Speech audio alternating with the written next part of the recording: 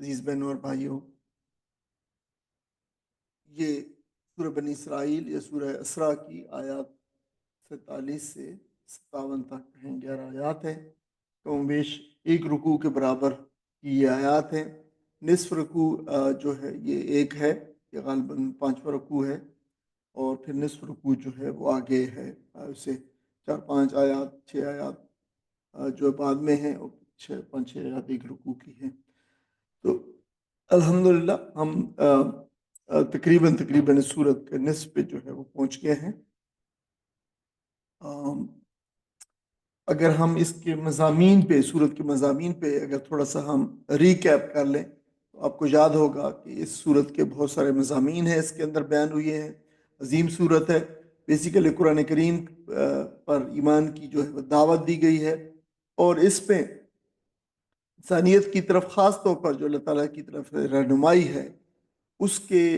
ذمہ داری اور اس کے جو تقاضے بھی بیان کیے گئے ہیں۔ ہجرت کی بات کی گئی ہے اس کے اندر، فتح مکہ کی پیشن گوئی ہے، اور فتح بیت المقدس کی بھی پیشن گوئی کی گئی ہے۔ اس میں بہت سارے متفرق مضامین ہیں، اور اگر ہم جو پچھلے 2-3 اسباق کے اندر ہم نے مضامین پڑھے ہیں وہ اسلام کی زبردست معاشرتی تعلیمات اور ہدایات ہیں، اور اسلامی معاشرے اور اسلامی ریاست کی بنیادی خد و خال بیان ہوئے تھے 22 آیت سے لے کر جو ہے وہ آگے 39 آیات تک۔ تو یہ جو تھے اس کے اندر 14 عظیم الہی احکامات بیان ہوئی ہیں، جن کا خلاصہ ہم نے جن کو اکٹھا کیا ہے، اور ہم نے پچھلے سبق کے جو اضافی مواد ہے اس کے ساتھ ہم نے اس میں ڈالا ہے اس کو، تاکہ ہم ان کو تمام جو اللہ تعالیٰ نے معاشرتی اور اسلامی معاشرے کے لیے جو بنیادی خد و خیال بیان فرمائے ہیں ان کو ایک جگہ پہ اکٹھے جو ہے ہم پڑھ سکیں۔ تو وہ ان کو اکٹھا کیا گیا، اور امید ہے انشاءاللہ آپ نے جو ہے اس کو دیکھ لیا ہوگا۔ آج جو آیات جو ہے ہم جو آگے جو پڑھ رہے ہیں، جو اس سے آگے ہیں، اس پہ یعنی خاص طور پر 40 سے آگے اور آج کی بھی آیات ساری کی ساری جو ہے وہ جو مکی صورتوں کا بنیادی مضمون ہے، جو شرک ہے، توحید کا مضمون ہے، اور رسالت کا مضمون ہے، قرآن مجید کی حقانیت ہے، یہ 3 مضامین 4 مضامین جو ہے بار بار آئے، اور ان پہ بہت زیادہ زور دیا گیا ہے۔ ظاہر یہ بھی مکی صورت ہے، اس میں بلا شبہ اس میں جو آگے آنے والی زندگی ہے، مدنی زندگی، اس کے بنیادی خد و خال کا بھی ذکر کیا گیا ہے، لیکن یہاں پہ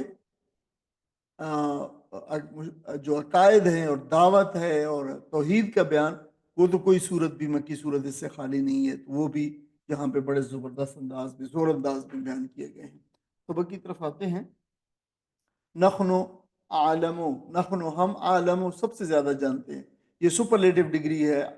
علم سے، علم جاننا، اور جو عالمو سب سے زیادہ جو ہے جاننے والا، بما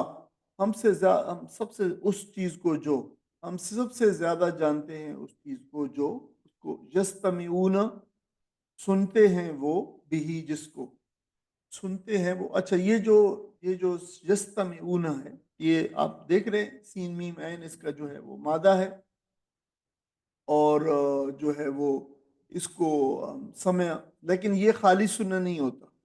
خالی سننا جو ہے وہ سمع ہوتا ہے، سین میم عین سمع اسمع، تو یہ خالی سننا، لیکن کسی چیز کو بہت زیادہ غور سے سننا اور کان لگا کر سننا، اور آل ایئرز جسے کہتے ہیں، وہ جو بات ہو تو پھر یستمعون آتا ہے، بالکل پوری توجہ کے ساتھ سننا۔ وہ لفظ جو ہوتا ہے استماع، یستمع استماع، کان لگا کر غور سن، اسی لیے جب کہا گیا کہ وَإِذَا قُرِئَ الْقُرْآنُ فَاسْتَمِعُوا لَهُ، جب قرآن پاک کو پڑھا جائے تو اللہ تعالیٰ نے ارشاد فرمایا کہ بہت ہی غور سے سنو، توجہ سے سنو، کان لگا کر سنو، باتیں مت کرو، اس وقت آپس میں گفت و شنید مت کرو، اور کوئی اور کام بھی دوسرا نہ کرو، حتیٰ کہ اس وقت تم خود بھی قرآن کی تلاوت جو ہے نہ کرو جب سنا جا رہا ہو، تو ظاہر ہے تم پھر اس کی جو ہے وہ نمازوں کے لیے بھی یہی ہے کہ جب اس کی تلاوت کی جائے، جب امام تلاوت کر رہا ہو تو پھر اس کو غور سے سنو، یہ حکم اس کے اندر بھی اس میں شامل ہے۔ از یستمعون، یہ لوگ غور سے سنتے ہیں، جس کو از یستمعون، از جو ہے جب یستمعون وہ سنتے ہیں، الیک آپ کو، آپ کی طرف، یعنی وہ آپ کو سنتے ہیں، جو آپ کی طرف جب کان لگا کر سنتے ہیں، جو سنتے ہیں، تو اللہ تعالیٰ فرما رہا ہے وہ ہم سب کو بہت اچھا معلوم ہے، جو سنتے ہیں، جس نیت سے سنتے ہیں، جس پرپز کے لیے وہ سنتے ہیں، وہ اللہ تعالیٰ فرما رہا ہے، وہ بہت خوب جانتے ہیں۔ وَإِذْ هُمْ، اور جب وہ نجوا کرتے، سرگوشی کرتے ہیں، کوئی بھی خاص جو ہے وہ چیز جو ہے نجوا، سرگوشی، اور خاص طور پر یہ تھوڑی سی اس کی نیگیٹو کنوٹیشن ہے کہ جو ہے وہ اگر آپ لوگوں کے اندر ہیں تو آپ جو ہے وہ نجوا، خاص طور پر اگر آپ سرگوشی کریں تو وہ اس کی ایک نیگیٹو جو کنوٹیشن ہوتی ہے وہ، یا پھر خاص طور پر جو اس لیے چھپا کے بات کرنا کہ کسی دوسرے کو معلوم نہ ہو اور کسی کے خلاف ہو، تو یہ اس میں ایک سینس موجود ہوتی ہے۔ وَإِذْ هُمْ نجوا، اور جب وہ سرگوشیاں کرتے ہیں، اِذْ یقولو، اور جب وہ کہتے ہیں، الظالمون، جب یہ ظالم کہتے ہیں، ان تتبعون الا، اب دیکھیں ان جو ہے ویسے تو اگر کے معنوں کے آتا ہے شرطیہ، لیکن اگر اللہ کے ساتھ آئے، یہ قرآن مجید کا مسلسل یہ اسلوب چلا آ رہا ہے، تو پھر یہ نفی کے معنی دیتا ہے۔ ان تتبعون، نہیں وہ پیروی کرتے، الا مگر، رجلن، نہیں سوری، تتبعون تم پیروی کرتے، نہیں تم پیروی کرتے، وہ ظالم کہتے ہیں، یہ جو کفار ہیں، مشرکین ہیں، ان تتبعون نہیں تم پیروی کرتے، الا مگر، رجل مسحورا، ایک ایسے شخص کی جو مسحور کیا گیا ہے، جس پہ جادو کیا گیا، جو سحر زدہ ہے۔ مسحور جو آپ کو پتہ ہے، سین ہیرا سہرا جو ہے، سہارا جادو کرنا، اور مسحور جس پہ جادو کیا گیا، تو نہیں پیروی کرتے تم مگر ایک سحر زدہ آدمی کی، سحر جس پہ جادو کی، نہیں نبی کریم صلی اللہ علیہ وسلم کو یہ مشرکین اس طرح کہا کرتے، ریفر آپ صلی اللہ علیہ وسلم کی طرف کر رہے ہیں۔ انظر، دیکھو، دیکھو بلا، کیفا، اللہ تعالیٰ یہ ارشاد فرما رہا ہے آگے، آپ وہ بات ختم ہو گئی یہاں پہ، آیت ختم ہو گئی، نتبعون الا رجل مسحورا، انظر کیفا، دیکھو کیسے، کیفا جو ہے کیفیت دیکھنے کے لیے آتا ہے، کیسے، ضربو، وہ بیان کرتے ہیں، لک الامثال، مثالوں کو، ضربو مارنے کو کہتے ہیں، ضرب الامثال مثال مارنا، تو یہ ایک جو ہے عربی کی ایک خاص اصطلاح ہے، ضرب الامثال، مثلا مثال بیان کرنا، تو دیکھو کیسی مثالیں بیان کرتے ہیں، اللہ کا بیچ میں آیا ہے آپ کے لیے، آپ کے بارے میں یہ کیسی مثالیں بیان کرتے ہیں، تو یہ اللہ تعالیٰ نے ارشاد فرمایا نبی اکرم صلی اللہ علیہ وسلم کے بارے میں طرح طرح کی جو باتیں کرتے تھے، تو پھر یہ اللہ تعالیٰ نے اس پہ گرفت کی فرمائی ہے۔ دلو، پس، دلو جو ہے وہ گمراہ ہو گئے، دلو جو ہے یہ گمراہ ہو جانا، دلو دلالن جو ہے وہ گمراہ ہو جانا، تو یہ گمراہ ہو گئے، فلا، پس نہیں، جس تتیونا، وہ استطاعت رکھتے، سبیلہ، کسی راستے کی، یہ کسی راستے کو پانے کی کوئی طاقت نہیں رکھتے، یہ نہ پا سکیں گے کوئی راستہ، یہ مطلب ہے کہنے کا۔ وقالو، اور یہ کہتے ہیں، یہ جو ہے جو یہ استفہامیہ ہے، سوالیہ ہے، وقالو، اور وہ کہتے ہیں کیا، اذا کننا، اذا کننا جو ہے وہ، اذا جب، کننا ہم ہوں گے، جب، اچھا ہم ہو جائیں گے، اذا کی وجہ سے مستقبل میں ترجمہ کریں گے، اذا جو ہے یہ آگے مستقبل کے لیے آتا ہے، تو کننا جب ہم ہو جائیں گے، یہ کن اور نون الفنا ہے، کننا اس کو اکٹھا لکھا گیا ہے، تو جب ہم ہو جائیں گے، اذا من ہڈیاں، یہ ازمن کی جمع ہے، ورفاتن، اور چورا چورا، بالکل یہ جو ہے رفتا جو ہے، رفتا، یرفت و رفتن، چورا چورا، کسی چیز کو چھوٹا چھوٹا، بالکل جب خشک چیز ہو جائے اور اس کو کوٹ کر جو ہے ٹکڑے ٹکڑے کر دیے جائے، تو وہ علماء لوگوں نے لکھا ہے کہ وہ رفات ہے، پھر رفاتن، تو جب ہم ہو جائیں گے چورا چورا، یعنی بالکل یہ وہ ہڈیاں بھی جو ہے وہ ہو جائیں گی، وہ سیدھا کوئی گلا ہوا چورا چورا۔ انا، کیا، انا ہم، لامبعوثون، تو کیا، تو لازمی لوٹائے جائیں گے، تو کیا ہم اٹھائے جائیں گے، یقیناً، لام زبر لا جو ہے اس میں جو ہے لمبعوثون میں جو ہے لام تاکید ہے، تو کیا ہم لازمی اٹھائے جائیں گے، خلقن جدیدہ، ایک نئی خلق ہوتے ہوئے، اچھا دونوں دیکھیں، خلقن کے اوپر بھی تشدید وہ ہے، تنوین ہے، جدیدن پہ بھی وہ ہے، تنوین ہے، تو یہ اس کیفیت حال کو بیان کر رہے ہیں، حال ہے یہ، خلقن، خلق ہوتے ہوئے، جدیدن، نئی ہوتے ہوئے، تو ایک نئی مخلوق، نئی خلق ہوتے ہوئے، یعنی کہ تو کیا ہم یعنی ایک نئی خلق ہو جائیں گے پھر؟ کل آپ فرما دیجئے، نبی صلی اللہ علیہ وسلم کو کہا، فرمایا جا رہا ہے آپ فرما دیجئے، کولو ہو جاؤ، ہجارتن تم ہو جاؤ، ہجارتن پتھر، تم ہو جاؤ پتھر، ہجارہ ہجرن کی جمع ہے، او حدیدن یا پھر حدید کو بھی ہم پڑھائے ہیں لوہا، یا پھر ہو جاؤ لوہا، تم پتھر ہو جاؤ یا پھر تم لوہا ہو جاؤ، او خلقن یا خلقن کوئی ایسی خلق، مما یکبرو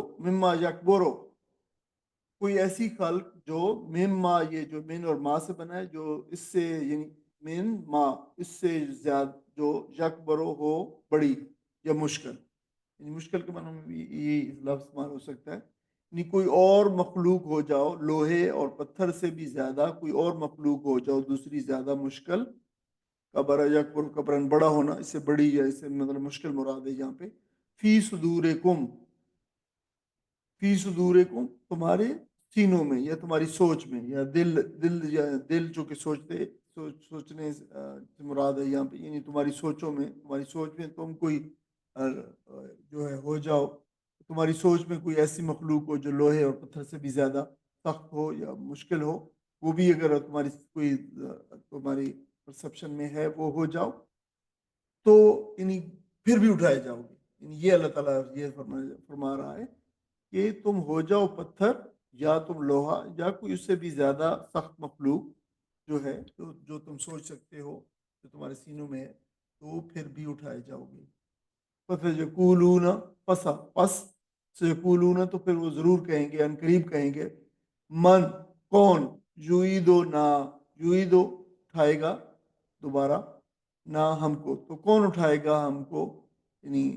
جو ہے کون اٹھائے گا، وہ کہیں گے، تو آدھا جعید و اعادتاً دوبارہ پیدا کرنا، لوٹانا، یہ اردو میں اس سے بہت سارے لفظ نکلے ہوئی ہیں، قل آپ نبی صلی اللہ علیہ وسلم کو کہا جا رہا ہے آپ فرما دیجئے، الذی وہ اٹھائے گا، فطرکم جس نے تم کو پیدا کیا ہے، فطرہ یفطر فطرن پیدا کرنا، لیکن خاص طور پر عدم سے وجود میں آنا، کوئی چیز جس کا نہ پہلے نقشہ ہو نہ پہلے مادہ ہو،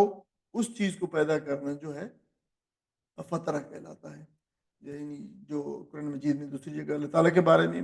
فاطر السماوات والارض، اللہ تعالیٰ زمینوں و آسمانوں کا پیدا کرنے والا فاطر ہے، اللہ تعالیٰ کا ایک اسم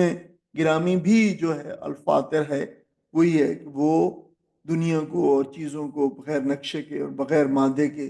جو ہے وہ پیدا کرنے والا، وجود میں لانے والا ہے، وہی آپ کہہ دیجئے وہی پیدا کرے گا جس نے تم کو پیدا کیا اول مرہ پہلی بار، فَسَيَنْغِضُونَ فا پس سین جو ہے یہ حرف استقبال ہے، ان قریب کے لیے آتا ہے، جو آگے مستقبل قریب ہے، پس وہ ان قریب ینغدون یہ جو ہے یہ لفظ آگے جو ہے وہ مشکل لفظ ہے، کبھی استعمال قرآن میں دو جگہ پہ استعمال ہوا ہے، اور یہاں پہ انہی معنوں میں اندر، اور یہی ہے ہلانے کے معنوں میں آتا ہے، یعنی جب سر کو آپ دیکھیں اوپر سے نیچے یا نیچے سے اوپر اگر سر کو ہلایا جائے تو یہ لفظ ہے نغدا، پس وہ ہلائیں گے الیک آپ کی طرف، یعنی آپ کی طرف وہ ہلائیں گے، انغدا ینغدو انقادن نفرت یا تعجب سے سر ہلانا، یعنی نغدا تو خالی سر ہلانا ہے اوپر سے نیچے، لیکن انغدا جو ہے وہ تعجب سے سر ہلانا، یعنی ساتھ تعجب کا بھی اظہار کرنا یا نفرت کا اظہار کرنا یا ناپسندیدگی کا اظہار کرنا، اور اس کے ساتھ سر ہلانے کو انغدا یہ ہے، تو وہ ہلائیں گے آپ کی طرف سر کو، یعنی نفرت سے یا تعجب سے، آگے ہے روسہم، روس جو ہے یہ راس کی جمع ہے، یعنی سر کی بات کی گئی ہے، وہ ہلانے کے لیے ہے، نغدا روس آگے اس کے ساتھ ہے، تو اس کے ساتھ ہی یہ نغدا کے ساتھ روس آئے تو پھر یہ سر ہلانے کے معنوں میں آتا ہے، اپنے سروں کو وہ ہلائیں گے آپ کی طرف، وَيَقُولُونَ اور کہیں گے متا ہوا، متا جو ہے یہ بھی ٹائم کے لیے آتا ہے، معلوم کرنے کے لیے، متا کب، یہ استفہامیہ ہے کہ کب یہ ہوگا، کب ہوگا وہ، یعنی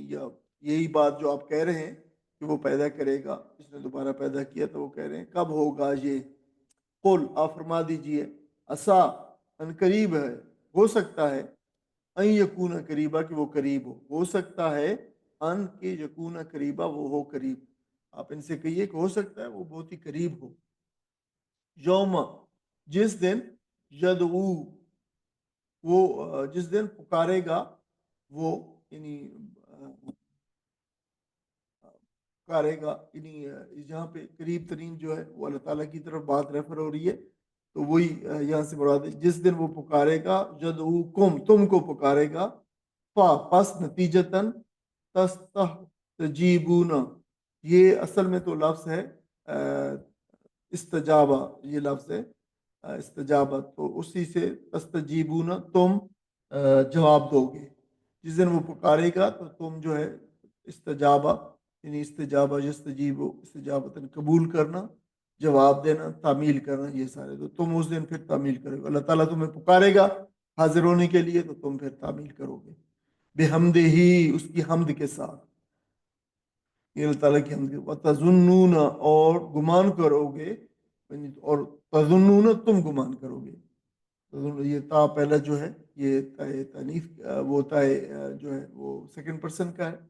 اس کی حمد کے ساتھ، اور گمان کرو گے کہ ان لبستم، نہیں رہے تم، رہنا، لبسا رہنا جو ہے دنیا کے اندر، نہیں رہے تم الا قلیلا، مگر بہت ہی تھوڑی دیر، تم بہت ہی تھوڑی دیر جو ہے رہے ہو، کوئی ساتھی ان 4-5 آیات اکٹھی ہیں، پورا ایک پیسج ہے یہ، ان کا کوئی ساتھی کا ترجمہ ہمیں معلوم ہے کہ جب وہ کان لگا کر تمہاری بات سنتے ہیں تو دراصل کیا سنتے ہیں، اور جب بیٹھ کر باہم سرگوشیاں کرتے ہیں تو کیا کہتے ہیں۔ یہ ظالم آپس میں کہتے ہیں کہ یہ ایک سحر زدہ آدمی ہے جس کے پیچھے تم لوگ جا رہے ہو، دیکھو کیسی باتیں ہیں جو یہ لوگ تم پر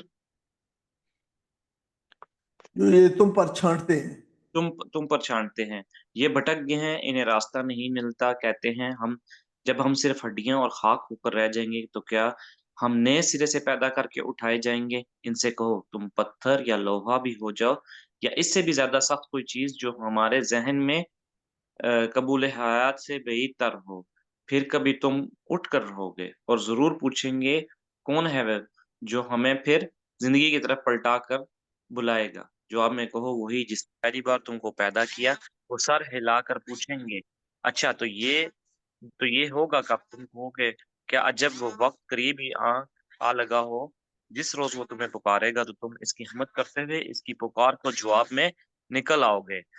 اور تمہارا گمان اس وقت یہ ہوگا کہ ہم بس تھوڑی ہی دیر میں اس حالت میں پڑے رہے ہیں۔ جزاکم اللہ خیرن۔ یہ عزیز بہنوں بھائیو، یہ ایک نسباً تھوڑا سا طویل پیسج ہے قرآن مجید کا، لیکن یہ پورا ایک مضمون ہے، آپ دیکھیں کہ یہ زبردست مضمون ہے، اور یہ سارا مضمون جو ہے آپ دیکھیں کہ یہ اللہ تعالیٰ نے جو ہے اپنی توحید کے بارے میں ارشاد فرمایا ہے، اور لوگوں کو بتایا ہے کہ کس طریقے سے وہ جو ہے قیامت کے روز کیا معاملہ ان کے ساتھ پیش آئے گا۔ اب پہلی بات جو یہاں پہ بیان کی گئی ہے اس کے بارے ہم دیکھ لیں کہ یہ نبی اکرم صلی اللہ علیہ وسلم کے بارے میں آپ کو پتہ ہے طرح طرح کی باتیں کرتے تھے، تو کبھی شاعر کہتے تھے، کبھی مجنون کہتے تھے، کبھی ساحر کہتے تھے، کبھی مسحور کہتے تھے، ابھی یعنی یہاں پہ مسحور کہا ہے، تو یہ ساری آپس میں بڑی باہم متضاد باتیں ہیں۔ تو قرآن کے بارے میں آپ اسے ایک ہم جو ہے جو عنوان دے سکتے ہیں اس بات کا، جو پہلی آیت ہے کہ قرآن کے بارے میں اور نبی علیہ السلام کے بارے میں بھی، چونکہ قرآن آپ کے ساتھ آپ نازل ہوا تھا، تو آپ کے بارے میں، قرآن کے بارے میں قریش کا متضاد اور غیر متفقہ رد عمل تھا، یہ آپ اسے ایک آپ ہیڈنگ کہہ دے سکتے ہیں، عنوان دے سکتے ہیں، اور یہ جو ہے بات انہی کے بارے میں کہی جا رہی ہے، کفار مکہ کی طرف ہے کہ یہ چھپ چھپ کر قرآن سنتے ہیں اور آپس میں پھر مشورہ کرتے ہیں کہ اس کا توڑ کیا ہونا چاہیے۔ ایک تو اس وجہ سے اللہ تعالیٰ نے ارشاد فرمایا کہ میں پتہ ہے یہ کیوں چھپ چھپ کے اور کس نیت سے یہ قرآن سنتے، ایک تو یہ پاسبل تھی کہ یہ سنیں کہ آج کیا جی نازل ہوا ہے جی، کیا بات ہوئی ہے جی، کس چیز کے اوپر جو ہے وہ ہم اعتراض کر سکتے ہیں، اور آپ کو پتہ ہے کہ قرآن یہ سنتے تھے اور مختلف اعتراضات کرتے تھے، اور ان اعتراضات کے جواب قرآن مجید میں دیے گئے، یا پھر اس اس لیے بھی سنتے تھے کہ جو ہے وہ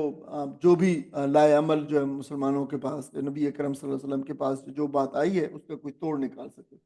تو توڑ نکالنے کے لیے اور پھر یہ کہ جو ہے وہ کیا بات آ گئی ہے تاکہ ہم جو ہے معاشرے میں اس قرآن مجید کے خلاف اور اس نبی کریم صلی اللہ علیہ وسلم کے خلاف جو ہے وہ بدگمانیاں پھیلائیں اور غلط فہمیاں پھیلائیں اور پروپیگنڈا کریں. اس کے لیے کچھ مواد ہاتھ میں آ جائے اس کے لیے سنتے تھے. تو قرآن کی جو زبردست تاثیر جو تھی اور اس معاشرے کے اندر بھی چیدہ چیدہ افراد کو اور سعید روحوں کو اپنی طرف کھینچ کے لا رہی تھی. اور اس کے بارے میں وہ کہتے تھے کہ اس کلام میں تم جو زور دیکھ رہے ہو, لوگوں کو کہتے تھے کہ یہ جو لوگ متاثر ہو رہے ہیں یہ دراصل ساحرانہ کلام ہے, یہ جو ہے یہ ایک جادو کا یعنی ہے وہ کلام ہے. لیکن خود ان کے اس الزام کے اندر جو جادو کا جو تھا, یا کہتے تھے کہ یہ ماشاء جادو ہے, اللہ. تو اس کے اندر جو ہے ان کی کمزوری جو ہے خود ظاہر ہو رہی تھی. وہ اندر سے اعتراف کرتے تھے کہ یہ کلام کسی انسان کا کلام نہیں ہو سکتا, اس کے اندر غیر بشری رنگ ہے, یہ ما فوق البشر کلام ہے. اسی لیے کبھی اسے جادوگری کہتے اور کبھی کہتے کچھ اور کہتے اس کے بارے میں. لیکن اس حقیقت کے اعتراف کی انہیں کبھی توفیق نہیں ہوتی تھی کہ جو نبی کریم صلی اللہ علیہ وسلم کہتے تھے کہ یہ کلام الہی ہے. اور کوئی انسان یہ نہیں اس بارے میں غور نہیں کر سکتے تھے کہ کیوں کر کوئی انسان اس ایسا کلام جو ہے بنا سکتا. اگر جادو ہوتا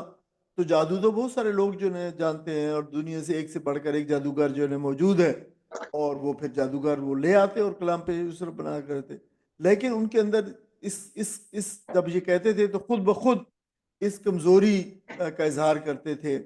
جو اعتراض وہ اس قرآن مجید کے اوپر اور نبی اکرم صلی اللہ علیہ وسلم کے اوپر کیا وہ کرتے تھے. اور انہیں خود معلوم تھا انسان کے علاوہ کوئی اور مخلوق یہ کلام پیش نہیں کر سکتی, تو پھر کیوں وہ جو ہے اس طریقے سے اپنی ایک کمزور قسم کے اعتراضات لگاتے تھے, اور جو معاشرے میں ان کو کوئی مدد, ان کے جو بیانیہ تھا اس کو کوئی مدد نہیں مل سکتی تھی. تو اس سے ہمیں یہ بھی پتہ چلتا ہے کہ جو لوگ کسی دعوت کو اس کے جوہر کی بنیاد پہ نہ دیکھیں کہ اس دعوت کے اندر ہے کیا, بلکہ اس اعتبار سے دیکھیں کہ ان کی حیثیت کی یہ کلام اور یہ دعویٰ ان کی تصدیق کرتا ہے یا نہیں کرتا. یعنی جو ان کا سٹیٹس ہے, جو ان کو دنیا میں سٹیٹس حاصل ہے, اس سٹیٹس کو جو ہے وہ ریٹیفائی کرتا ہے کہ نہیں کرتا. اگر وہ اس حوالے سے دیکھیں گے تو پھر ایسے لوگ کبھی بھی صداقت کو پانے میں کامیاب نہیں ہو سکتے. اور قریش مکہ کا معاملہ بالکل ایسا ہی تھا. وہ لوگ یہ کرتے تھے کہ ہمارا جو نظام ہے, ہمارا جو سٹیٹس ہے, ہمارا جو سسٹم ہے, اس کو یہ ریٹیفائی نہیں کر رہا. یہ قرآن اور یہ اللہ کے رسول کا یہ پیغام اور یہ دعوت جو دے رہے ہیں تو یہ تو اس کے مخالف ہے, لہٰذا اس بنیاد پہ وہ اس کی جو مخالفت کرتے تھے. اس لیے نہیں دیکھتے تھے, حالانکہ دیکھنا یہ چاہیے تھا کہ اس پیغام کے اندر کیا ہے, اور یہ جو پیش کر رہا ہے یہ کیا چیز ہے, اور کیا یہ رب کی طرف سے ہے یا اپنی طرف سے گھڑ کے لایا ہے. تو اس حوالے سے اس کو نہیں دیکھ رہے. تو یہ ایک بڑی اہم بات ہے. آپ صلی اللہ علیہ وسلم قرآن کے متعلق جو یہ لوگ ایک متفقہ بات نہ کہتے بلکہ کبھی کچھ کہتے کبھی کچھ کہتے, ان کی یہ باتیں متضاد باتیں, اس بات کے ثبوت ہے کہ حقیقت خود ان کو معلوم نہیں. ورنہ ظاہر ہے وہ آئے دن کوئی نئی بات جو ہے چھانٹنے کی بجائے ایک بالکل قطعی رائے جو ہے ظاہر کرتے. اس سے پتہ چلتا ہے کہ صداقت سے ان کو کوئی واسطہ نہیں تھا, بلکہ محض عداوت کی بنیاد پر اور عداوت برائے عداوت کی بنیاد پر ایک سے ایک بڑھ کر جھوٹ گھڑتے تھے, اور پھر جو ہے اس کی بنیاد پہ پروپیگنڈا بھی کرتے تھے. دوسری آیت میں پھر آگے جو ہے ان مشرکین کا اصل مرض بتایا گیا ہے. اور قرآن مجید میں متعدد دوسرے مقامات سے بھی ہمیں معلوم ہوتا ہے کہ مشرکین کا اصل مرض جو تھا وہ آخرت کا انکار تھا. انہیں اس بات سے بڑا تعجب ہوتا تھا کہ جب ہم بالکل فنا ہو جائیں گے اور لحد میں ہم مٹی ہو جائیں گے اور ہڈی ہماری ریزہ ریزہ ہو جائیں گی, تو ہمیں دوبارہ نئے سرے سے اٹھایا جائے گا. ہمارا جسم نہ جانے مٹی کی کس کس جو ہے وہ تہم جو تبدیل ہو جائیں گی, بدل جائیں گی, اور زندگی دوبارہ وجود میں آئے گی. یہ بات جو ہے وہ ان کو بڑی معلوم ہوتی تھی, عجیب سی. اور یہاں وقوع قیامت کے متعلق ان شکوک و شبہات کا جو وہ اظہار کرتے تھے ان کا جو ہے رد فرمایا جا رہا ہے. اللہ تعالیٰ نے فرمایا کہ اگر تم پتھر ہو جاؤ یا لوہا یا اس سے بھی کوئی زیادہ سخت چیز جس کے بارے میں تمہارا گمان ہو کہ وہ زندگی کو بالکل قبول نہیں کر سکتی یا زندگی سے کمپیٹیبل نہیں ہے, تو یاد رکھو پھر بھی تمہیں دوبارہ زندہ ہونا ہوگا, کیونکہ یہ اللہ تعالیٰ کا فیصلہ ہے, اور اللہ تعالیٰ قادر ہے اور وہ ایسا کرے گا. جو پہلی بار پیدا کر سکتا ہے وہ کیا دوبارہ پیدا نہیں کر سکتا. بہت زبردست آرگومنٹ ہے قرآن نے, اور irrefutable arguments ہے. جو کہ انسان کا وجود اول جو ہے، پہلا وجود جو انسان کو بخشا گیا، واضح طور پر اس کے وجود ثانی کو ممکن ثابت کرتا ہے. جس نے پہلی دفعہ پیدا کیا ہے، کیا وہ دوبارہ پیدا نہیں کر سکتا؟ جو شخص انسان کی پہلی پیدائش کو بطور واقعہ مانتا ہو، اور جیسے یہ مانتے تھے کہ ہاں ہمیں پیدا کیا اللہ نے، تو اس کے پاس کوئی حقیقی دلیل نہیں ہے جس سے وہ انسان کی دوسری پیدائش کے امکان کو رد کرتی. یعنی فلسفیکلی یہ بات کی گئی ہے کہ کوئی بھی شخص جو ہے یہ کہے کہ ہاں میں پہلی دفعہ اللہ نے پیدا کیا، اور دوبارہ کہے کہ نہیں اللہ دوبارہ پیدا نہیں کر سکتا، تو یہ بالکل یہ قیاس کے اور منطق کے اور فلسفے کے اور یہ عقل کے جو ہے خلاف بات ہے. تو ایسا جو ہے وہ جو ہے قرآن مجید نے جو ہے وہ کیا ہے کہ جس نے پہلے پیدا کیا وہ کہ دوبارہ پیدا نہیں کرتا. اللہ یعلم من خلق جو ہے وہ جو اللہ تعالیٰ نے دوسری جگہ بھی ارشاد فرمایا ہے، یہ جو ہے جو دلائل ہیں یہ قرآن مجید میں متعدد جگہ کے اوپر جو ہے آئے ہیں. دین کے متعلق لوگوں کے شبہات کے جواب دینے کی اہمیت بھی یہاں سے واضح ہوتی ہے کہ دیکھو لوگوں کے یہ جو معاد کا عقیدت تھا، آخرت کا عقیدت کے بارے میں لوگوں کے بارے میں بڑے شبہات تھے. تو کیا کہا گیا ہے؟ نبی اکرم صلی اللہ علیہ وسلم کو اس کا حکم دیا گیا، فرمایا کہ کل آپ فرما دیجئے، آپ اعلان کر دیجئے. کل کے جتنے الفاظ ہیں وہ پروننسیشن ہے کہ آپ یو پروناؤنس اٹ، نبی اکرم صلی اللہ علیہ وسلم کو بتا کے آپ اعلان کر دیجئے، آپ لوگوں میں بتا دیجئے کہ ایسا ہوگا اور ایسا ہوگا اور ایسا نہیں ہوگا. تو یہ جو ہے دین کے متعلق لوگوں کے جو شبہات ہوں تو ان کو دور کرنے کی بھی اہمیت ہے، اس کو کرنا چاہیے. آگے فرمایا وقل، اور آپ فرما دیجئے، لعبادی لمز کے لیے، عبادی عباد جو ہے بندے، عبد کی جمع، اور آگے یا ہے پرسن سنگولر ہے، تو میں یا میرے، آپ فرما دیجئے میرے بندوں سے، میرے بندوں کے لیے ہے. لیکن ظاہر ہے یہ جب ہم اردو میں ترجمہ کرتے ہیں تو جو ہے کے لیے آئے گا، میں بندوں سے آئے گا، کے لیے نہیں. یقولو کہ وہ کہیں یعنی عبادی، آپ فرما دیجئے میرے بندوں سے، یقولو کہ وہ کہیں، اللتی وہ بات، ہی جو ہے احسن، جو احسن ہے سب سے بہترین ہے. احسن دیکھو حسنون سے سپرلیٹو ڈگری ہے، جو سب سے بہترین بات ہے وہ کہیں. ان الشیطان بے شک شیطان، ینزغو بینہم، ینزغو نزغا ینزغو، یہ پہلے بھی قرآن مجید میں آ چکا ہے کہ جب یہ شیطان کا جو ٹہوکا ہے، شیطان کے جو وسوسہ ہے، اس کو قرآن مجید میں نزغا کہا اس کا ہے. ینزغو بے شک شیطان جو ہے، ینزغو وہ وسوسہ ڈالتا ہے، بینہم ان کے درمیان میں، انسانوں کے درمیان میں جو ہے وہ بندوں کے درمیان. اوپر عبادی آیا ہے تو یہ یعنی بندوں کے درمیان میں، ان کے درمیان میں وسوسہ ڈالتا ہے. نزغا ینزغو نزغن، جھگڑا ڈالنا، اختلاف پیدا کرنا. ان الشیطان بے شک شیطان، کانا ہے، یہ کانا جو ہے تھا، ہوگا، تینوں معنوں میں استعمال ہو سکتا ہے جو ہے کنٹیکسٹ کے اعتبار سے. للانسان، انسان یقیناً شیطان ہے، للانسان انسانوں کے لیے، یا انسانوں کا، ادون جو ہے دشمن، مبینن کھلا دشمن ہے انسانوں کا. ربکم تمہارا رب، عالم سب سے زیادہ جانتا ہے، بکم جو ہے تم کو سب سے، تم لوگوں کو سب سے زیادہ تمہارا رب جانتا ہے. اس میں کوئی شک بھی نہیں ہے، یہ عقیدے کے طور پر یہ بات بتائی گئی ہے. ان جو ہے اگر کے معنوں میں آتا ہے، ان یشا وہ چاہے، اگر وہ چاہے، یرحمکم جو ہے تو رحم فرمائے تم پر. ان یشا اگر وہ چاہے، یرحمکم رحم فرمائے، تم پر. وَإِن او ان یا پھر اگر، یشا وہ چاہے، یعذبکم تم کو سزا دے یا تم کو عذاب دے. وما اور نہیں،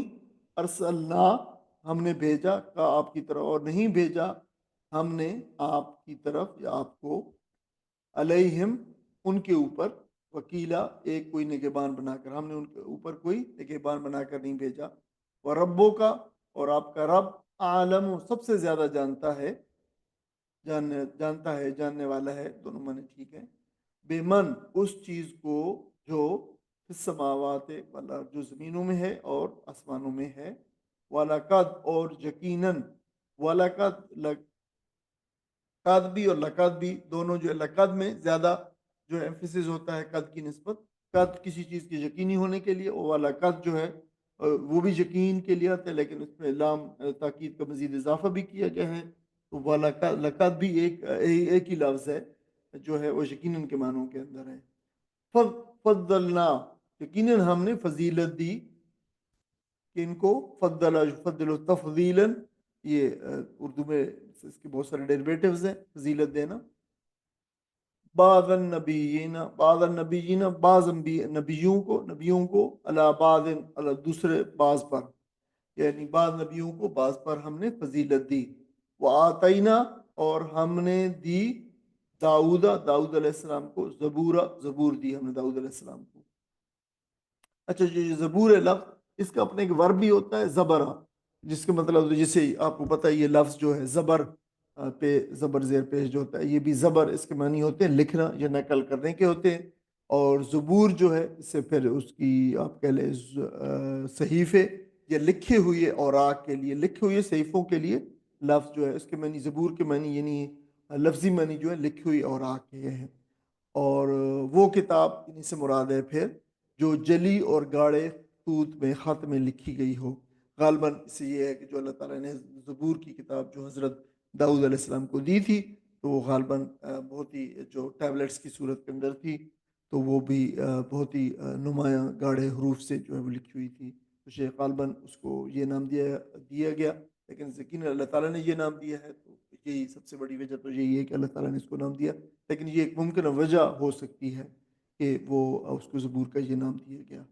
आप इन आयत का कोई साथी तर्जुमा करें। और ए मोहम्मद सल्लल्लाहु अलैहि वसल्लम, मेरे बंदों से कह दो कि ज़ुबान से वो बात निकाला करें जो बेहतरीन हो। दरअसल ये शैतान है जो इंसान के दरमियान फसाद डलवाने की कोशिश करता है। हकीकत यह है कि शैतान इंसान का खुला दुश्मन है। तुम्हारा रब तुम्हारे हाल से ज़्यादा वाकिफ़ है। वो चाहे तो तुम पर रहम करे और चाहे तो तुम्हें अजाब दे दे। और ए नबी सल्लल्लाहु अलैहि वसल्लम, हमने तुमको लोगों पर हवालेदार बनाकर नहीं भेजा है। तेरा रब ज़मीन और आसमानों की मखलूक़ात को ज़्यादा जानता है। हमने बाज़ पैगम्बरों को बाज़ से बढ़कर मर्तबे दिए और हमने ही दाऊद अलैहिस्सलाम को ज़बूर दी थी। जज़ाकुमुल्लाह खैरन। आप देखिए, अगर इन्हीं आपके सामने है ये तर्जमा, आपके आयात और तर्जमा आपके सामने है, तो अगर आप इन आयात को देखें और आप इनके उन्वानात अगर जो है वो करना चाहें, इसे डिराइव करना चाहें, तो देखिए पहला उन्वान ये नज़र आ रहा है हमें कि इंसानों को जो है, जो हमारे ख़ास तौर पर मुसलमानों को आगे एक अल्लाह ताला ने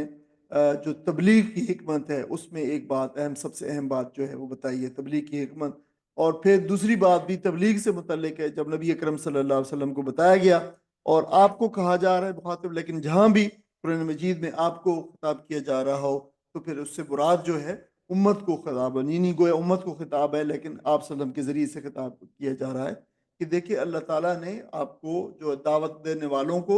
जो है ये दावत पहुँचाने वाले हैं, इनको अल्लाह ताला ने कोई दरोगा बनाकर, कोई निगरान बनाकर, हवालादार बनाकर नहीं भेजा कि तुम लाजमी लोगों को जो है वो हिदायत के अंदर घसीट कर लेके आओगे। ये अल्लाह ताला ने नहीं किया, तुम्हारा काम डिफरेंट है। तो ये दो जो है उन्वानात हैं। और तीसरी जो है थोड़ी सी इससे मुख्तलिफ है आयत, जो है वो अम्बिया अलैहिस्सलाम की जो फजीलत के बारे में है। तो पहली बात जो अल्लाह ताला ने जहाँ पर इरशाद फरमाई है वो हिकमत तबलीग की तालीम दी है। और ये आयत जो है दाई और उसके मुखातबीन जो हैं, दाई खुद नबी अकरम सल्लल्लाहु अलैहि वसल्लम और आपके तरीके के ऊपर चलने वाले आपके सारे सहाबा, आपके पीछे जितने लोग दावत देने वाले हैं, पूरी उम्मत जो है वो दायीन है, उनका एक फ़र्ज़ है उनके ज़िम्मे दावत देना। और उनके मुखातबीन जो हैं, मदऊ हैं, जिनको वो दावत देंगे, उनके रिश्ते के बारे में अल्लाह ताला ने एक उसूली बात बयान फरमाई है। हुक्म दिया गया कि मदऊ की तरफ से खा कितनी ही सख्त बात कही जाए और किस तरह इश्तार अंगेज मामला किया जाए, वो दावत दाई को हर हाल में अच्छी बात का जो पाबंद रहना। देखिए ये वजह ये है इसकी बताई कि दावत एक मुस्तकिल सिलसिला उम्मत के अंदर जो है वो जारी किया गया कि बाद में मदनी ज़िंदगी के अंदर जब एक उम्मत की तश्कील होगी प्रॉपर, تو پھر ان کے ذمہ لگا دیا گیا کہ تمہیں یہ دعوت دنیا کے دوسرے انسانوں تک پہنچانی ہے. تو اس میں پھر اس کی تبلیغ کی حکمت جو ہے پہلے سے دوسری جگہوں پہ بھی بہت جگہ بتائی گئی، یہاں بھی بتائی گئی ہے. دائی اگر جوابی ذہن کے تحت کارروائی کرے گا تو مدعو جو ہے جس کو دعوت دے رہا ہے اس کے اندر مزید نفرت اور ضد کی نفسیات ابھرے گی، اور دائی اور مدعو کے درمیان ایسی کشمکش پیدا ہوگی کہ لوگ دائی کی بات کو ٹھنڈے ذہن کے ساتھ سننے کے قابل ہی نہ رہیں گے. اسی لیے دیکھیں کہ جو دائی ہوتا ہے وہ چیزوں کو مختلف نظریے سے دیکھتا ہے. وہ چیزوں کو جو ہے بالکل بلیک اینڈ وائٹ میں اور بالکل جو ہے وہ فقہی نظروں سے اور قانونی نظروں سے نہیں دیکھتا، بلکہ وہ دعوت کے ماحول کو جو ہے خوشگوار اور کنڈیوسو بنانے کے لیے جو ہے وہ مواقع تلاش کرتا ہے، اور وہ ان حالات کو بھی جو ہے وہ بناتا ہے کہ جو دعوت کا ماحول ہو. دیکھیں اگر کوئی شخص جس نے دعوت لوگوں کو دے رہا ہو ان کے ساتھ وہ سختی کا معاملہ کرے اور لڑائی کرے اور جو ہے پھڈے بازی کرے اور جو ہے مناظرے بازی کرے، تو دیکھیں کہ وہ پھر جو ہے دعوت کا جو ماحول ہے، جو انوائرمنٹ ہے، بات سننے کی جو استطاعت ہے لوگوں کے اندر، وہ خود بخود دعوت کے جو مواقع ان کو جو ہے خود بخود جو ختم کر رہا ہے. تو یہ بات یہاں پہ جو ہے وہ بتائی گئی ہے. تبلیغ کی صیغت میں اور بھی بہت ساری چیزیں شامل ہیں، جیسے مخاطبین سے گفتگو ہے، وہ باعث میں تیز کلامی ہے، مبالغے اور غلوف سے کام لینا ہے، حق کے خلاف بات کہنی ہے، غصے میں آپے سے باہر ہو جانا ہے، بےہودگی کے جواب بےہودگی، سختی کے جواب سختی سے دینا ہے. یہ ساری باتیں تبلیغ کی صفت میں شامل ہیں کہ ان کے جواب کے اندر تم نے یہ سے کام نہیں کرنے، بلکہ تبلیغ کے لیے جو ایک بہت سوٹیبل انوائرمنٹ ہے، کنڈیوسو انوائرمنٹ ہے، اس کو برقرار رکھنا بھی دائی کی ذمہ داری ہے. یہ بہت اہم بات جو ہے یہاں پہ اس کی تعلیم دی گئی ہے. اقامت دین کے لیے دعوت و تبلیغ کی کامیابی کا راستہ ہمیشہ صبر، عفو درگزر اور اخلاق کے اندر سے گزرتا ہے. اور آپ دیکھیں کہ مکی صورتوں میں، تمام مکی صورتوں کے میں ہر جگہ پہ اور خصوصاً صورتوں کے جو اواخر ہیں ان کے اندر نبی اکرم صلی اللہ علیہ وسلم کو اس صبر و عفو درگزر کی تعلیم جو ہے وہ دی گئی ہے، اور آپ کے توسط سے دراصل امت کو یہ تعلیم دی گئی ہے. داعیان حق کو تحمل اور بردباری اور برداشت کا مظاہرہ کرنا چاہیے. ایسا نہ ہو کہ وہ اشتعال میں آ کر اعلیٰ اخلاق کا دامن ہاتھ سے چھوڑ بیٹھے اور دعوت کو نقصان پہنچائیں. یہاں یہ بھی بتایا گیا کہ دائی اور مدعو کے اندر ضد اور نفرت کی فضا پیدا ہونا، یہ جو ہے اصل میں شیطان کی موافقت ہے. شیطان ایسا چاہتا ہے کہ یہ ایسا ہو جائے اور دعوت کو نقصان پہنچے، تاکہ وہ حق کا پیغام جو ہے وہ لوگوں کے لیے قابل قبول نہ ہو اور لوگ اس سے دور بھاگیں، بدکیں لوگ. یہ بات جو ہے نا وہ بتائی گئی یہاں پہ. اچھے کلمات، شائستہ کردار، بہترین اخلاق شیطان کے نفوذ سے مانے اور اختلاف و دشمنی ختم کرنے کا سبب ہے. یہ بات ہمیں یہاں پہ اللہ تعالیٰ نے بتائی ہے کہ اگر آپ ایسا کریں گے تو یہ شیطان کا جو نفوذ ہے لوگوں کے اندر وہ ختم ہونے میں یہ معاون ثابت ہوگا. اچھا، اور جو دوسری بات یہاں پہ فرمائی ہے وَمَا أَرْسَلْنَاكَ عَلَيْهِمْ وَكِيلًا، یہ بات بھی فرمائی ہے کہ ہدایت کو قبول کرنا یا نہ کرنا ہر شخص کا ذاتی اور معاملہ ہے اور ذاتی انتخاب ہے. اللہ تعالیٰ نے لوگوں کو یہ اس انتخاب میں جو ہے کھلی چھوٹ دی ہے کہ آپ تم اس کو قبول کرو یا نہ قبول کرو، یہ تمہاری مرضی ہے. ہاں، اس کے نتائج میں نے بتا دیے. اللہ تعالیٰ نے ارشاد فرمایا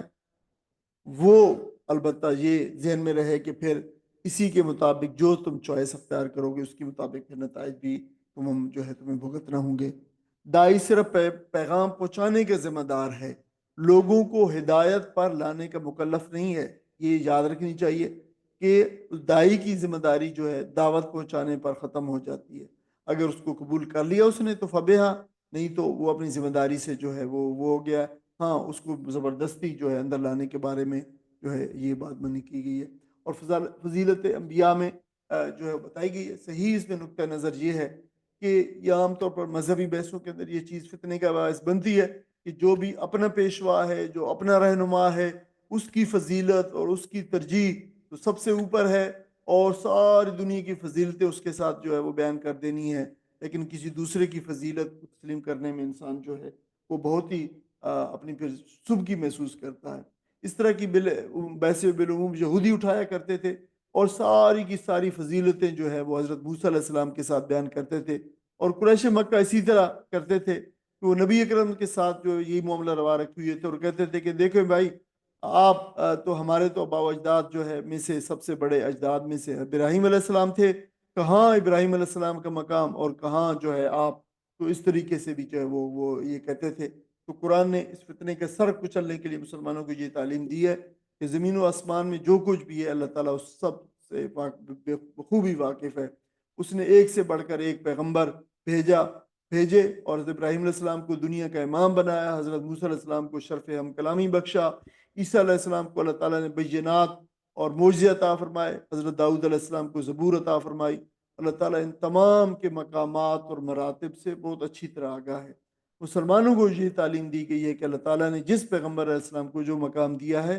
تم اسے اسی طرح بیان کرو،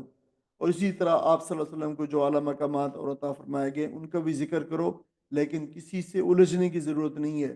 اس طرح کے کئی واقعات بھی ہیں جب نبی اکرم صلی اللہ علیہ وسلم نے جو ہے ایک واقعہ پیش ہوا کہ ایک شخص نے جو ہے وہ یہودی اور مسلمان کا جو ہے وہ معاملہ ہو گیا، اور یہودی نے اسی طرف ساری فضیلتیں حضرت موسیٰ علیہ السلام کی بیان کرنا شروع کر دیں، اور مسلمان نے جو ہے اس کو تھپڑ مار دیا۔ تو پھر جو ہے وہ معاملہ نبی علیہ السلام کے پاس فرمایا تو نبی صلی اللہ علیہ وسلم نے اس بات پہ جو ہے سرزنش کی کہ تم مجھے کسی بھی دوسرے نبی سے زیادہ برتر بیان نہ کرو، حتیٰ کہ فرمایا کہ موسیٰ علیہ السلام کے بارے میں تو فرمایا کہ تم دیکھو کہ موسیٰ علیہ السلام کی فضیلت تو یہ ہے کہ میں جب جو اللہ تعالیٰ تمام مخلوق کو جو ہے وہ جو سور پھونکے جانے سے تمام مخلوق جو ہے بے ہوش ہو جائے گی، اور جب اٹھوں گا تو سب سے پہلے میں اٹھوں گا، اور میں دیکھوں گا اس وقت کہ موسیٰ علیہ السلام عرش کا پایا جو ہے پکڑے ہوئے ہوں گے، اللہ تعالیٰ سے فریاد کر رہے ہوں گے۔ تو پھر فرمایا کہ مجھے نہیں معلوم کہ وہ یعنی مجھ سے بھی پہلے اٹھ چکے ہوں گے، یا اللہ تعالیٰ نے ان پر کوہ طور کے اوپر جو بے ہوشی طاری ہوئی تھی اس بے ہوشی کے بدلے اللہ تعالیٰ ان کو بے ہوش نہیں کرے گا۔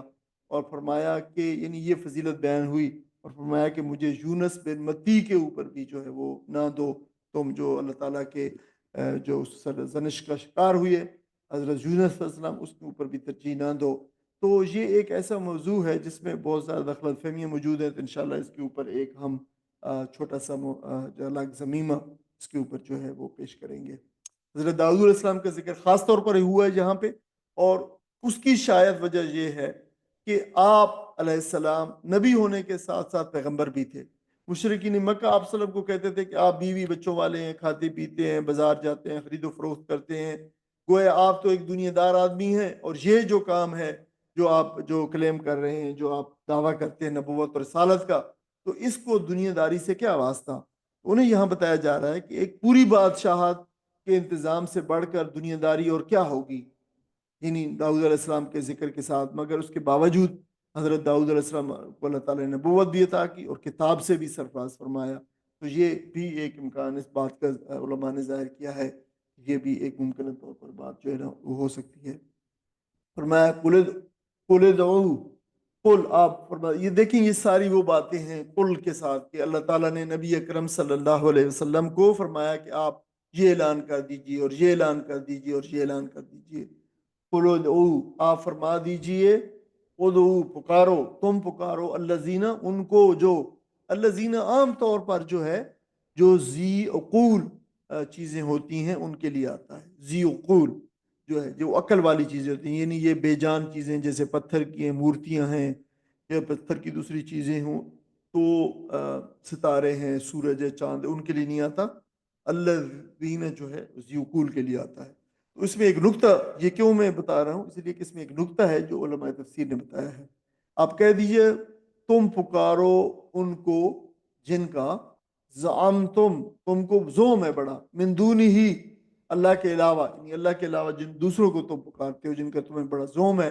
یہ زوم کس بات کا؟ زامہ یزم و زامن، کسی چیز کے بارے میں خیال کرنا، وہ خواہ وہ غلط ہو یا صحیح، یعنی سمجھنا، گمان کرنا، لیکن بالعموم یہ جو ہے یہ نیگیٹو کنوٹیشن میں آتا ہے کہ ایسی چیز کا جو ہے وہ گمان کرنا جو صحیح نہ ہو، انسان اس کے بارے میں اس کو خیال کرے یہ صحیح ہے بالعموم، لیکن لغت کے اعتبار سے وہ صحیح بھی ہو سکتا ہے، غلط بھی ہو سکتا ہے۔ تو تمہیں زوم ہے کہ تمہارے بڑے، تم ان کو پوچھتے اور ان کو پوچھتے اور فلاں کے ساتھ ان کا تعلق ہے، تمہارا فلاں کے ساتھ تعلق ہے، اور وہ یہ کر دیں گے، اور وہ یہ زوم ہے۔ تو فرمایا کہ جن کو تمہیں بڑا زوم ہے اللہ کے علاوہ دوسروں کا،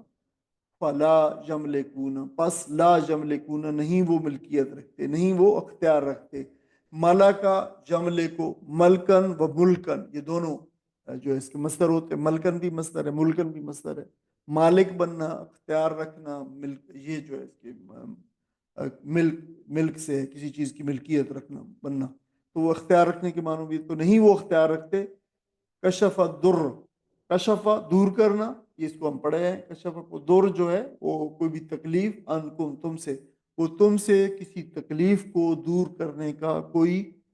جو ہے اختیار نہیں رکھتے. اچھا دیکھیں، یہ جو کشف تو دور ہے، یہ جو در ہے یہ خاص طور پر جسمانی بدحالی یا باطنی تکلیف جو انسان کو ہوتی ہے اس کے بارے میں یہ وہ در وہ تکلیف کہلاتی ہے. ولا تحویلا، اور نہ وہ بدل سکتے. تحویل جو ہے آپ کو پتہ ہے بدلنا، حوالہ کسی چیز کو ایک سمت سے دوسری سمت کر دینا، بدلنا. تو نہ حالت بدلنا، یعنی انسان کی جو حالت ہوتی ہے، جس تکلیف کی حالت ہے اس کو بدلنے کا.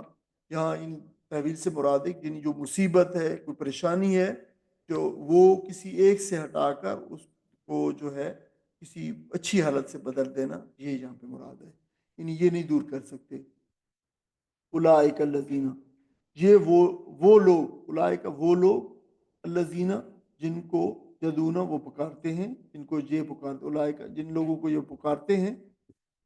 یعنی دیکھیں یہ اولئک وہی آ گیا ہے اوپر الذین. اب سورج جو آیت کے شروع کے اندر قل ادعوا الذین آئے نا، آپ کہہ دیجئے تم پکارو تم جن کو، ان کو جن کا یہ تھا نا تمہیں بہت زوم ہے. تو یہ وہی آ گیا اولئک الذین یدعون، وہ لوگ جن کو یہ پکارتے ہیں. یہ کون کن کو پکارتے ہیں؟ وہی لوگ ہیں جو جن کو جو ذی عقول ہے. ذی عقول سے مراد ہے وہ فرشتے ہیں، وہ کوئی نبی رسول ہو سکتے ہیں، کوئی ولی ہو سکتے ہیں، اللہ کے نیک لوگ ہو سکتے ہیں. یہ لوگ مراد ہیں ان سے جو ہے ذی عقول ہے. تو یہ ہے وہ جن کو یہ پکارتے ہیں. یبتغون، بہت اہم بات ہے یہ والی آیت، جو اس کو غور سے اس کا ترجمہ دیکھیے. یبتغون، وہ تو تلاش کرتے ہیں. یبتغون ابتغاء، تلاش کرنا، وہ تو خود تلاش کرتے ہیں. یعنی جنہیں یہ پکارتے ہیں جو ہے کن کو، یعنی اس سے مراد فرشتے ہیں، رسول ہیں، نبی ہیں، اولیاء ہیں، نیک لوگ ہیں، جن کو وہ پکارتے ہیں. فرمایا ان کے بارے میں اللہ تعالیٰ نے یبتغون، یہ دوسری مرتبہ آ رہا ہے 2-3 مہینے کے اندر یہ مضمون. اللہ تعالیٰ نے فرمایا کہ وہ تو خود تلاش کرتے ہیں. وہ کیا چیز تلاش کرتے ہیں؟ الی ربہم الوسیلہ، الی ربہم، اپنے رب کی طرف، وسیلہ، کوئی وسیلہ، یعنی قربت کا وسیلہ، قربت کا. یعنی وہ تو خود اپنے رب کی طرف کوئی جو ہے قربت کا وسیلہ تلاش کرتے ہیں کہ وہ رب کے قریب ہوں. وہ عبادت ہے اور ذکر ہے، اور جو ہے اللہ تعالیٰ کی طرف اس کے اذکار ہیں، اور یہ جو ساری چیزیں یہ اللہ تعالیٰ کی قربانی ہے، اور جو وہاں بہت ساری چیزیں ہیں اس میں آتی ہیں. اپنی رب کی طرف قربت کا وسیلہ وہ خود تلاش کرتے ہیں. اور وسیلہ سے یہاں پہ مراد جو ہے رسائی کا ذریعہ ہے، پہنچ کا راستہ ہے. قرب ہے، وسیلہ، اور اس کے ضمن میں بہت ساری چیزیں جو ہے وہ ہو سکتی ہیں. ایہم، ایہم کہ کون ہے ان میں، کون ہے ان میں، اقرب، اس کا مقینی اس سے اقرب، سب سے زیادہ قریب، ان میں سے کون زیادہ اس کا قریب ہوتا ہے. یہ سارے جو جن کے بارے میں یہ جن کو پوجنے والوں میں شامل ہیں، وہ سارے یہ وسیلہ تجاہ کرتے ہیں کہ وہ ان میں سے کون اپنے رب کے زیادہ، سب سے زیادہ قریب جو ہے ہوتا ہے. ایو استفہامیہ ہے، اقرب سب سے زیادہ قریب. وہ یرجون، اور وہ رجا، ہم پہلے پڑھائے تھے، رجا جو ہے امید رکھتے، اور وہ امید رکھتے ہیں. رجا یرجو، رجا امید رکھتے ہیں. رحمتہ، اس کی رحمت کی، اللہ تعالیٰ کی رحمت کی امید رکھتے ہیں. وہ یخافون، اور وہ ڈرتے ہیں، عذابہ، اس کے عذاب سے. ان عذاب ربک، بے شک آپ کے رب کا عذاب، کانا ہے، محذورا، وہ چیز جس سے بچا جائے. یہ حذرہ سے ہے. حذر جو اردو میں لفظ ہوتے ہیں، حذر، الحذر جو ہے، حذر آئین پیغمبر سے 100 بار الحذر، جو شیطان کی مجلس شورى میں اقبال نے کہا ہے، وہی الحذر، بچنا. تو جس سے محذور جو مفعول ہے، ڈرنے کی چیز، جس سے بچا جائے، جس سے جو ہے وہ انسان بچنا چاہے، ان مفعول ہے. تو وہ ایسی چیز یہ ہے تیرے رب کا عذاب کہ اسے بچا جائے، بچا جانا چاہیے. کوئی ساتھی ان آیات کا ترجمہ؟ ان سے کہو پکار دیکھو ان معبودوں کو جن کو تم خدا کے سوا اپنا کارساز سمجھتے ہو، وہ کسی تکلیف میں وہ تو کسی تکلیف کو تم سے نہ ہٹا سکتے ہیں نہ بدل سکتے ہیں۔ جن کو یہ لوگ پکارتے ہیں یہ تو خود اپنے رب کے حضور رسائی حاصل کرنے کا وسیلہ تلاش کر رہے ہیں کہ کون ان سے قریب تر ہو جائے، اور وہ اس کی رحمت کے امیدوار اور اس کے عذاب سے خائف ہیں۔ حقیقت یہ ہے کہ تیرے رب کا عذاب ہی ہے ڈرنے کے لائق۔ جزاکم اللہ۔ عزیز بہن اور بھائی، ہمارے معاشرے کے اندر یہ بہت ساری چیزیں ہوتی ہیں۔ ہمارے معاشرے کے اندر مسلمان بھی، ہم ہندوؤں کے ساتھ رہ کے اور دوسرے مسلمان دوسری جگہوں پہ جن اقلیتوں کے ساتھ اور غیر مسلموں کے ساتھ رہتے رہے ہیں، تو یہ متاثر ہونا ایک فطری اور قدرتی بات ہوتی ہے۔ تو مسلمان بھی اس طریقے سے کہتے ہیں جس طرح ہندو اور دوسری قومیں جو ہے اپنے مختلف لوگوں کو اور اپنے اوتاروں کو اور اپنے جو ہے وہ اپنے جو لوگ جن سے وہ دعائیں مدد اس طرح طلب کرتے ہیں ان سے مانگتے ہیں، تو پھر ہمارے مسلمان بھی جو ہے اور پچھلی امتوں کے اندر بھی ہو چکا ہے کہ وہ پھر یہ کام کرتے ہیں۔ تو اللہ تعالیٰ نے دیکھیں کہ اس مقام کے اوپر نبی اکرم صلی اللہ علیہ وسلم کو جو ہے یہ بتا دیا، اور جو قیامت تک قرآن مجید کے اندر یہ اس بات کو جو ہے واضح طور پر ہدایت کے طور پر موجود لکھ دیا کہ تم نے یہ جو ہے وہ کرنا ہے، اور یہ دیکھیں کہ یہ کیا معاملہ ہے۔ اب دیکھیں اس کو اس بات کو بیان کس طرح کیا گیا۔ یہ جو بات بیان کی گئی ہے کہ غیر اللہ کے علاوہ، اللہ کے علاوہ دوسروں سے مدد طلب کرنا اور دوسروں سے دعائیں مانگنا اور دوسروں کو یہ زوم رکھنا کہ میری فلاں اور فلاں میری مدد کر دے گا، یہ زوم کا جس کا ذکر آیا ہے، اس کو بیان کرنے کا اسلوب جو ہے ضرور آپ جو ہے نوٹ کر لیں۔ کس اسلوب سے یہ بات بیان کی گئی ہے؟ نبی اکرم صلی اللہ علیہ وسلم کو فرمایا گیا قل، آپ اس بات کا اعلان کر دیجیے۔ یعنی آپ کو یہ قل جو ہے لفظ امر ہے، یہ جو ہے فعل امر ہے، قل کہہ دیجئے، آپ فرما دیجئے، اعلان کر دیجئے۔ تو نبی اکرم صلی اللہ علیہ وسلم کو اس بات کا حکم دیا جا رہا ہے کہ آپ اس بات کا اعلان کر دیں۔ اور وہ کیا بات ہے؟ یہ بات جو ہے آپ یہاں سے اگر اس کو بات کو جان لیں، اچھی طرح سمجھ لیں،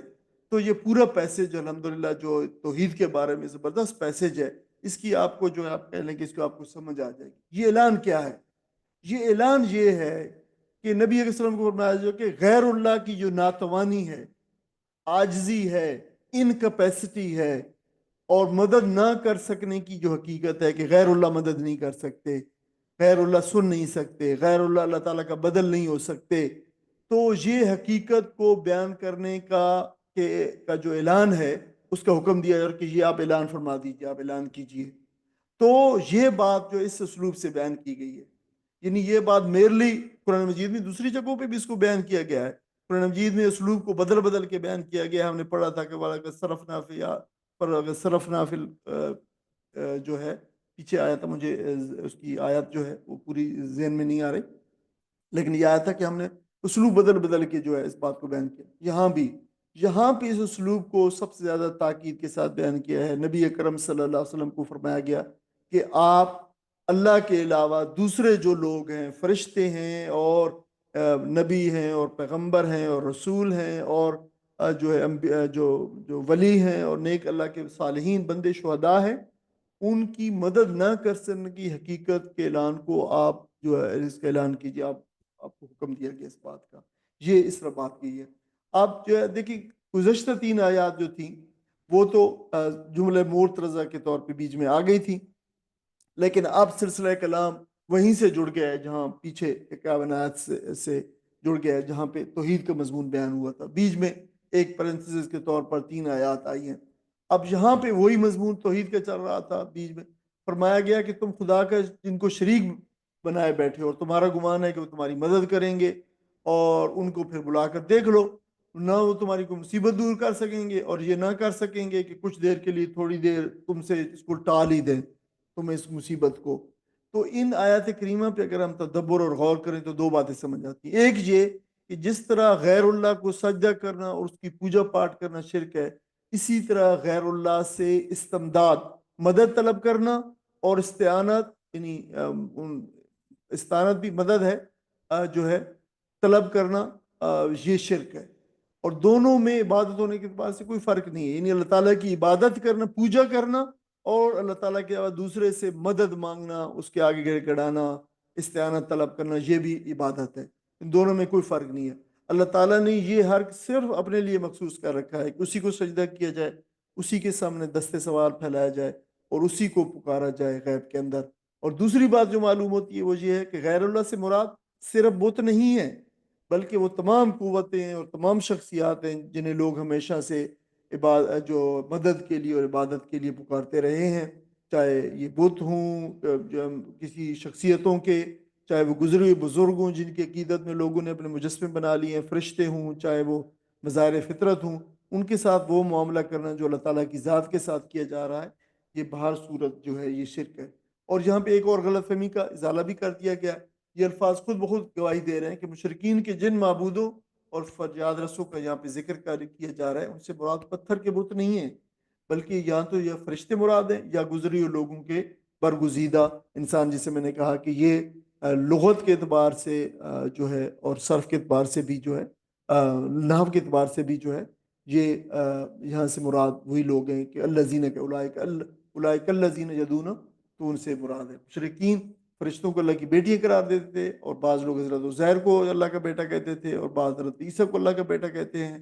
اور اسی طرح کچھ لوگوں نے دوسرے معبود بنا رکھے۔ تو یہاں پہ بتایا جا رہا ہے کہ انبیاء علیہ السلام ہوں یا اولیاء اعظام ہوں یا فرشتے ہوں، کسی کی بھی یہ طاقت نہیں کہ وہ تمہاری دعاؤں کو سنے اور تمہاری مدد کو پہنچے، تمہاری حاجت روائی کرے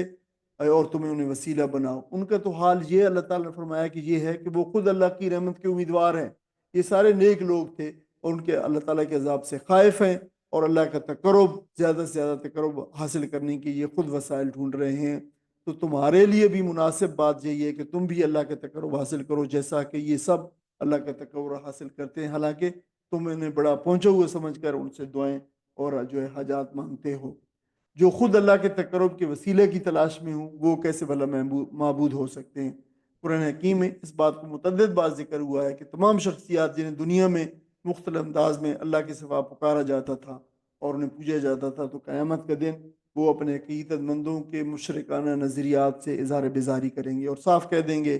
کہ اگر یہ لوگ ہمارے پیچھے ہمارے اللہ کا شریک ٹھہراتے رہے ہیں ہمیں، تو ہمیں اس بارے میں کوئی خبر نہیں ہے، ہم اس سے بالکل بری و ذمہ ہیں۔ اور یہ قرآن مجید میں بہت بار جو ہے بتایا گیا۔ میرے عزیز بہنوں اور بھائیوں، دیکھیں یہ بہت بڑا سبق ہے میرے لیے اور آپ کے لیے اور ہماری انفرادی زندگی میں شرک سے بچنے کا اور توحید کا راستہ اختیار کرنے کا۔ یہ ایک پیسے، یہ آج کا ایک جو ہے ایک رکوع کے برابر ہمارا جو چند آیات 10 آیات ہے، اگر ان کو بھی ہم اچھی طریقے سے سمجھ لیں اور اسی کے عقیدے کے اوپر جو ہے ہم اپنی زندگی کا جو ہے خاتمہ کریں اور اللہ کے حضور پہنچیں،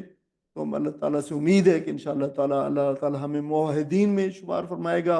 اور اللہ تعالیٰ ہمیں ان لوگوں میں شمار فرمائے گا جو ایمان کی نعمت سے مالا مال ہوں گے، اور اللہ تعالیٰ ان کے ساتھ وہی معاملہ کرے گا اور جنت الفردوس میں انہیں جگہ عطا فرمائے گا، کیونکہ جو لوگ شرک سے بچے ہوئے ہوں گے اللہ تعالیٰ انہی کو جنت کے اندر جو ہے وہ جگہ عطا فرمائیں گے۔ اللہ تعالیٰ سے دعا ہے کہ اللہ تعالیٰ ہمیں انہی لوگوں کے اندر شامل فرمائے جو ایمان والے ہوں گے، جو اللہ تعالیٰ کے محض ایمان اوپر لانے والے ہوں گے، جو شرک سے بچنے والے ہوں گے، اور جو